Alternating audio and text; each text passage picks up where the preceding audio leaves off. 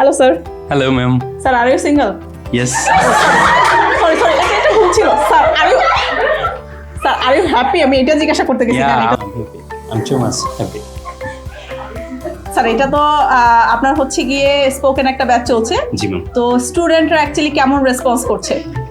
আলহামদুলিল্লাহ, আমি বলবো যে আসলে তারা অনেক বেশি রেসপন্স করতেছে।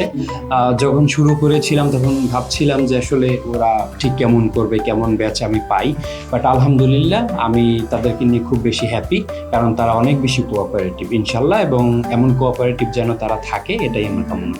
আচ্ছা ঠিক আছে।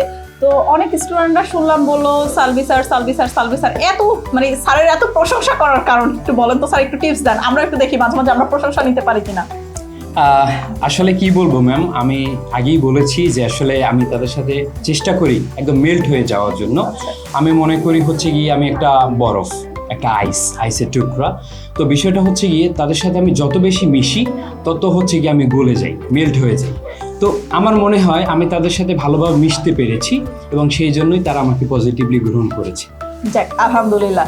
অনেক স্টুডেন্ট তো আপনার এই ব্যাচে এখন পর্যন্ত সিট পায়নি, আমরা হচ্ছে সিট দিতে পারিনি, অনেকেই হচ্ছে ওয়েটিং এ আছে যারা ঈদের পরে শুরু করবে, তাদের উদ্দেশ্যে যদি আপনি কিছু বলতেন।